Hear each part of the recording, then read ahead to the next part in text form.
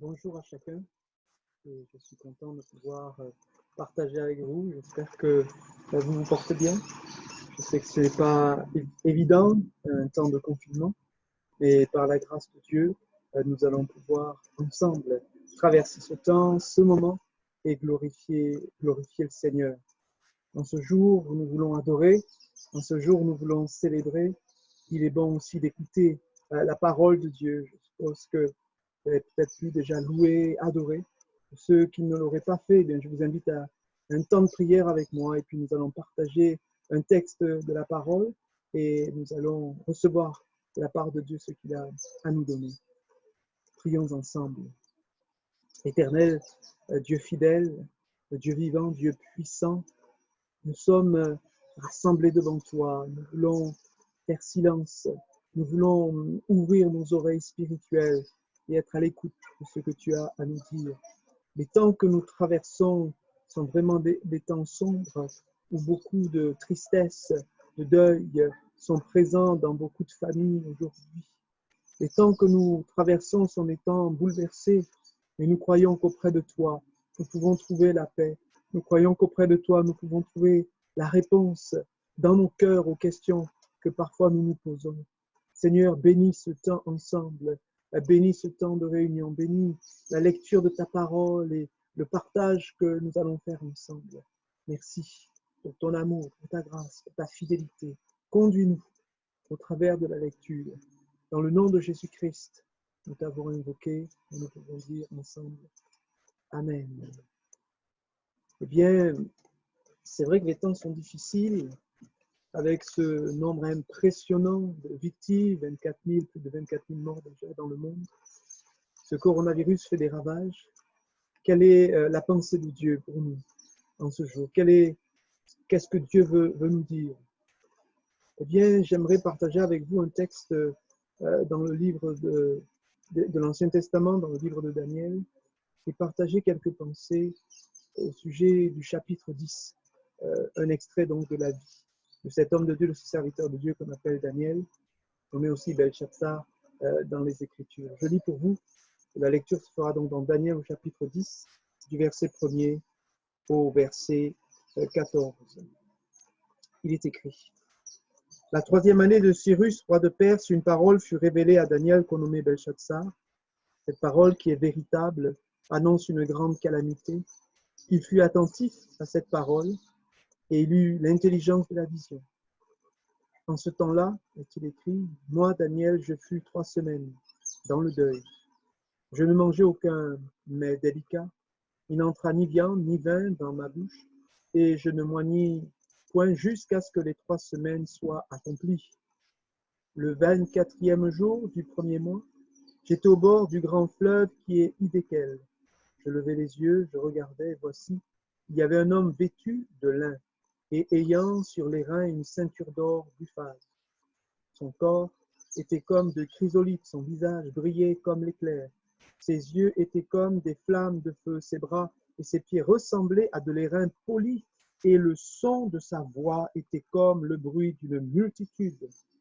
Moi, Daniel, je vis seul la vision, et les hommes qui étaient avec moi ne la virent point, mais ils furent saisis d'une grande frayeur, et ils prirent la fuite pour se cacher.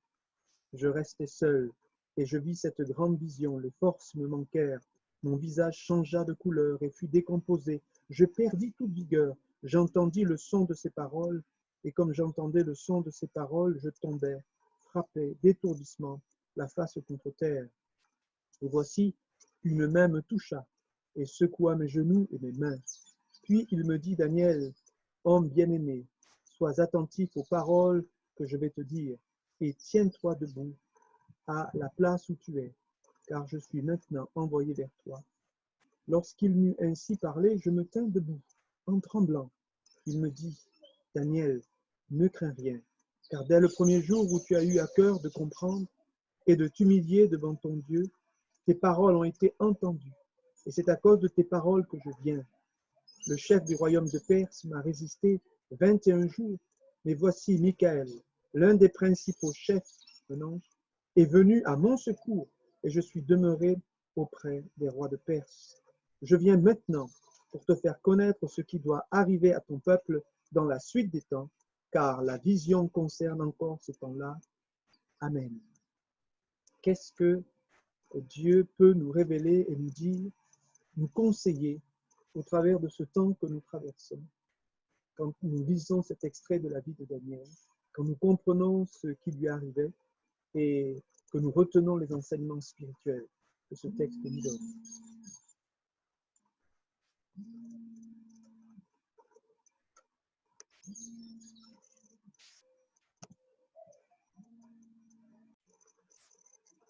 La première chose qui est ici importante dans le texte, en étudiant ce que dit ici ce passage, bien, c'est la notion de la parole. Il y a ce mot qui ressort. La 3e année de Cyrus, roi de Perse, une parole fut révélée à Daniel, qu'on nommait Belchassar. Cette parole est véritable, annonce une grande calamité. Il fut attentif à cette parole et il eut l'intelligence de la vision. Première chose, la parole. Je crois que dans les moments où on se pose des questions, dans les moments difficiles, quand on est croyant, nous avons eu un recours extraordinaire, c'est que Dieu peut nous parler. Dieu peut se révéler à nos cœurs, à nos vies. Et ici, nous voyons qu'une parole est adressée à Daniel, et que cette parole, elle est révélée. Que cette parole, le texte dit même qu'elle est véritable, et que cette parole annonce une calamité. Bien sûr, ce n'est pas toujours évident. Quand Dieu parle, quand Dieu nous dit, ben voici, il y a une calamité, quand Dieu nous dit, voici ce qui va arriver, et que cela n'est pas agréable, mais il est important de connaître ce que Dieu dit et de pouvoir se positionner face à ce que Dieu dit, parce que Dieu ne dit pas les choses pour nous perdre, Dieu ne dit pas les choses pour nous tuer, mais au contraire, Dieu nous dit les choses pour nous emmener au salut. Dieu nous dit les choses pour nous donner un lieu de refuge, un lieu de protection. Et en écoutant ce que dit la parole, eh bien cela est salutaire pour nos vies.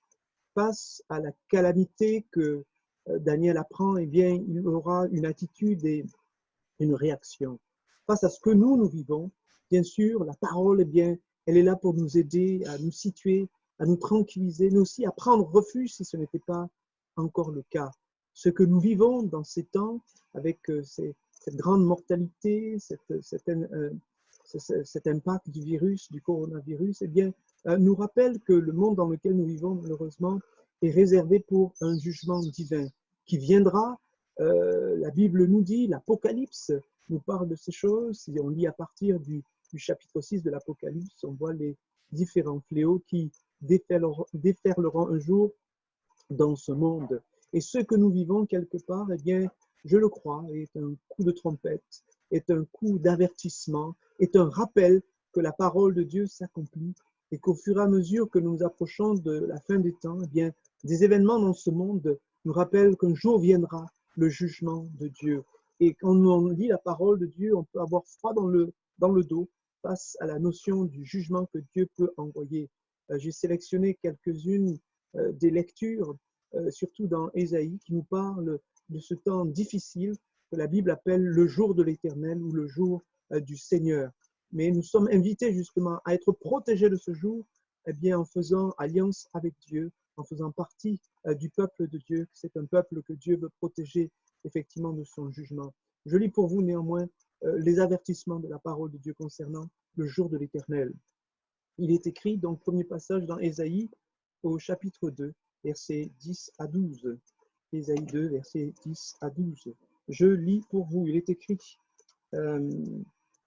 entre dans les cavernes des rochers et cache-toi dans la poussière pour éviter la terreur de l'Éternel et l'éclat de sa majesté. L'homme au regard hautain sera abaissé et l'orgueilleux sera humilié.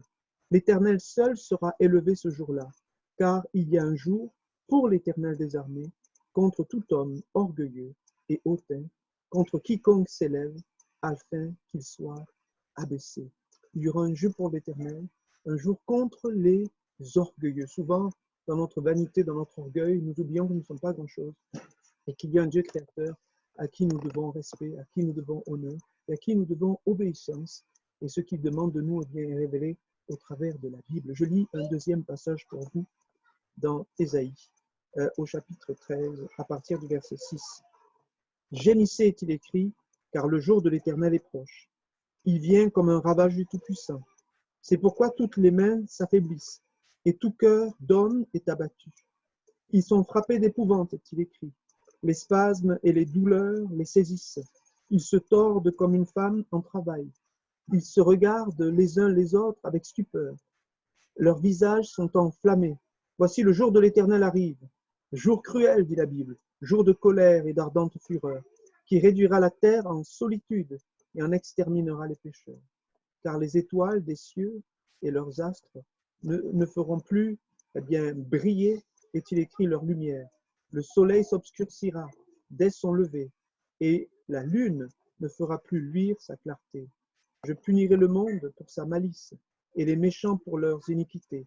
Je ferai cesser l'orgueil des hautains, et j'abattrai l'arrogance des tyrans.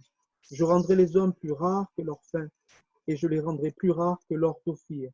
C'est pourquoi j'ébranlerai les cieux, et la terre sera secouée sur sa base par la colère de l'Éternel des armées, au jour de son ardente fureur. C'est quand même quelque chose de terrifiant de voir qu'un jour viendra où Dieu jugera la terre. La Bible nous montre que vraiment dans les temps anciens, un temps de jugement est venu sur la terre et il est connu par le terme de déluge, où Dieu a éradiqué les hommes de la surface de la terre et a sauvé simplement un homme et sa famille. Cet homme, c'était Noé, cet homme qui était là pour procurer le repos à sa famille, et Dieu l'a sauvé. Je crois que si Dieu a jugé le monde du temps de Noé, où la Bible dit que le monde était rempli de méchanceté, que toutes les pensées du cœur de l'homme se tournaient vers le mal, eh bien, je ne m'étonne pas du tout qu'il viendra un temps où dans ce monde, eh bien, Dieu dira stop, cela suffit, et les jugements de Dieu annoncés viendront. Alors que faire face à cette réalité, à cette vérité, face à cette crise du coronavirus qui nous rappelle qu'il est possible pour Dieu de juger le monde entier? Eh bien, je crois qu'il faut prendre refuge en Dieu. Il faut écouter ce que Dieu dit. Et la parole de Dieu dans le Nouveau Testament nous montre que celui qui prend refuge, c'est elle qui prend refuge en Dieu. Celui qui fait la paix avec Dieu, eh bien, il n'est pas destiné à ce jour de jugement, mais il est destiné au salut. Je lis pour vous dans l'Épître aux Thessaloniciens, dans les Écritures. Écoutez bien ce que dit la parole. Il est écrit dans la première épître aux Thessaloniciens, chapitre 5, versets 1 à 2, premièrement, il est écrit: pour ce qui concerne les temps et les moments, concernant le jour du Seigneur, vous n'avez pas besoin, frères, qu'on vous en écrive, car vous savez bien vous-même que le jour du Seigneur viendra comme un voleur dans la nuit.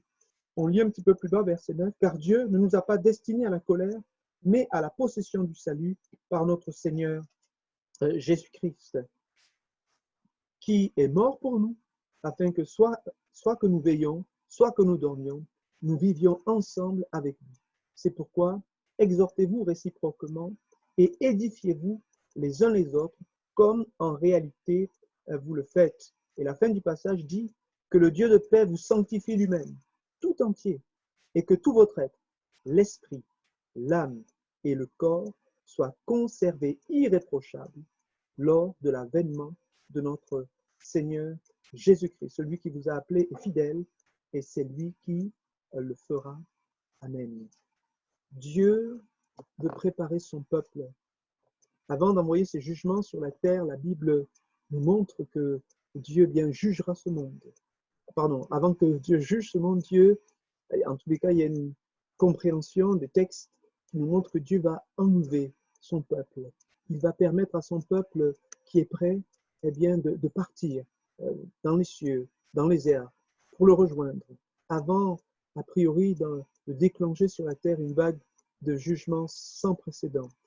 C'est pourquoi eh bien, nous sommes appelés par Dieu à la foi, par Dieu à croire dans la personne du Seigneur Jésus-Christ, de croire en sa mort à la croix, en sa résurrection, et que par la foi, donc, dans ce sacrifice, nos péchés peuvent être pardonnés, notre cœur, notre âme peut être purifiée, renouvelée, et nous pouvons donc être ajoutés au peuple de Dieu, au peuple protégé, gardé par Dieu, au peuple qui est appelé à vivre éternellement avec lui, et qui est appelé, on le dit ici-bas, donc à échapper au jugement divin sur cette terre. Alors, que Dieu nous aide effectivement dans les moments difficiles de nos vies, eh bien, à rechercher, à connaître cette parole que Dieu veut nous révéler, cette parole qui est là pour nous diriger, pour nous conduire, qui est une lumière sur notre sentier. Oui, Dieu ne veut pas la mort du pécheur, enseigne la Bible, mais au contraire, il veut que le pécheur parvienne à la repentance pour se mettre à l'abri du jugement de Dieu contre tous les orgueilleux. La deuxième chose que nous pouvons souligner ici dans le texte concernant Daniel, dans le chapitre 10, nous lisons, bien, c'est qu'après cette notion de parole, il est dit, donc il fut, verset 1er, à la fin du verset 1er, il fut attentif à cette parole, il eut l'intelligence de la vision. Et verset 2, eh bien, on dit, en ce temps-là, moi, Daniel, je fus 3 semaines dans le deuil. Je ne mangeai aucun mets délicat, il n'entra ni viande, ni vin dans ma bouche, et je ne m'oignis point jusqu'à ce que les 3 semaines soient accomplies. Et le 24e jour du premier mois, j'étais au bord du grand fleuve qui est desquels je levai les yeux, et voici donc qu'il aura là une vision. Il a donc pris 3 semaines de deuil, dit le texte, 3 semaines où il s'est humilié, où il a prié, où il a cherché Dieu, où il a confessé son péché, et même le péché bien sûr de son peuple, parce qu'il cherchait Dieu.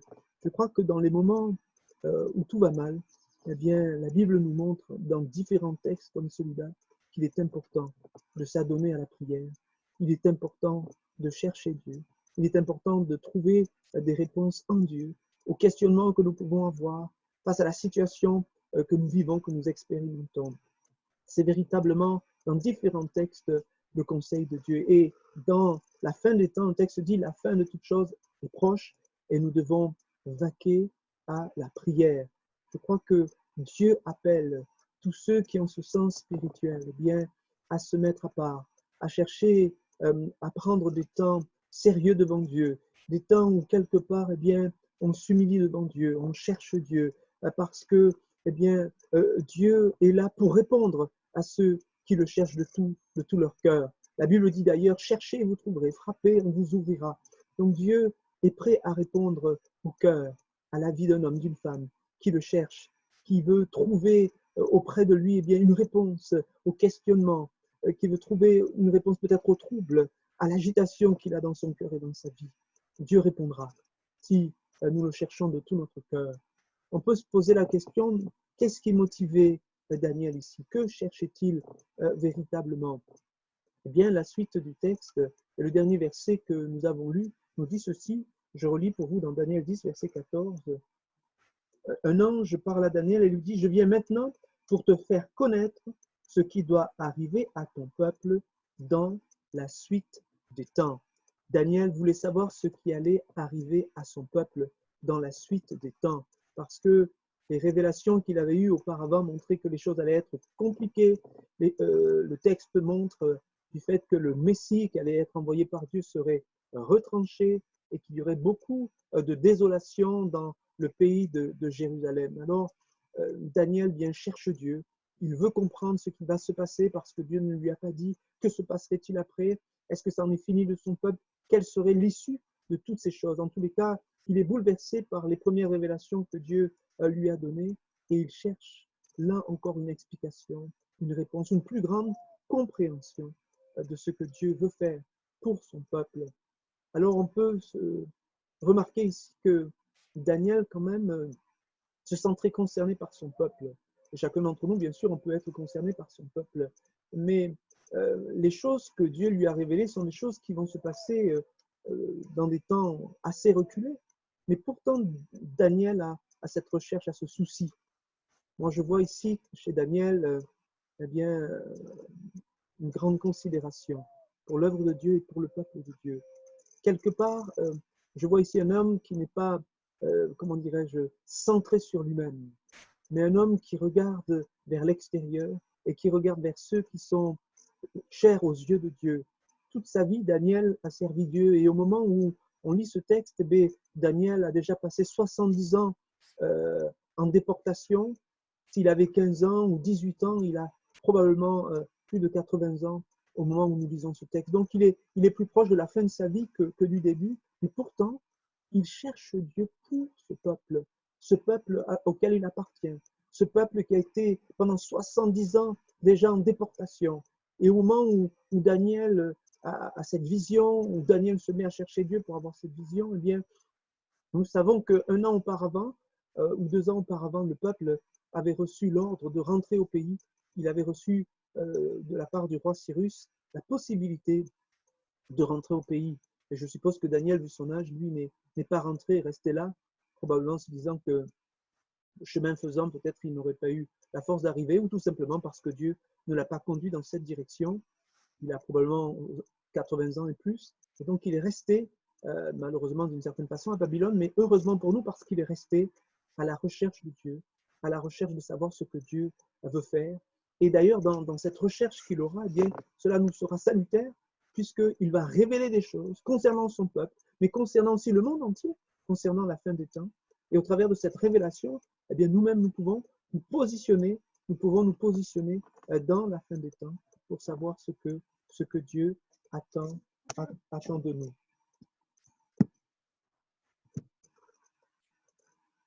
Alors ainsi, Daniel,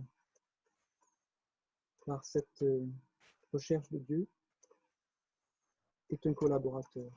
Je le disais, il nous parle de la fin des temps, qui nous est salutaire aujourd'hui quand nous lisons les textes de la Révélation, les textes de Daniel avec les textes de l'Apocalypse et d'autres textes, eh bien, nous permet de comprendre justement ce qui est arrivé dans la fin des temps. Ainsi, Daniel, par cette recherche de Dieu, cette recherche qu'il a pour le peuple de Dieu, nous donne des révélations. Dieu l'utilise d'une certaine façon pour nous apporter à nous aujourd'hui, donc plus de 2000 ans, 2500 ans plus tard, des révélations. Et je crois que c'est là un principe, c'est que le croyant, l'enfant de Dieu, celui qui marche avec Dieu, eh bien, Dieu l'utilise quand il se rend disponible. Et au travers de ce qu'il vit, eh bien, des fois, les choses qu'il vit, les choses qu'il reçoit de Dieu ne sont pas que pour lui, mais sont aussi pour les autres. Alors que Dieu nous aide effectivement à ne pas être centré sur nous-mêmes. Troisième chose que je révèle, que la parole de Dieu nous révèle ici, quand je vois cette histoire de Daniel, eh bien, c'est qu'il aura finalement, après ces 3 jours de jeûne, eh bien, il aura cette révélation de la gloire de Dieu. Dieu va lui apparaître, une apparition merveilleuse. On voit cette personne revêtue de lin avec une voix terrifiante, une apparence glorieuse. Il voit la gloire de Dieu. Et je crois que là, il y a un principe, eh bien, que Dieu honore ceux qui l'honorent et ceux qui le cherchent, eh bien, Dieu est capable de se révéler. Et ici, peut-être pas toujours dans cette même dimension, mais ici, cet homme qui a servi pendant des années, déjà 70 ans, je dis, il est arrivé très jeune, il a été utilisé par Dieu dans ce pays étranger, il a été au service de ces rois étrangers et Dieu l'a utilisé pour justement donner des explications à certains songes, pour emmener certains de ces rois pour lesquels il a travaillé à réaliser que le Dieu des cieux est le véritable Dieu, comme Nebuchadnezzar lui-même a réalisé cela. Donc cet homme qui a servi Dieu pendant sa vie, eh bien, alors qu'il a ces 3 semaines de prière, où il s'humilie, il ne mange pas de mets délicats, littéralement de pain agréable à manger, il ne mange pas de chair, il ne boit pas d'alcool, il ne se parfume pas.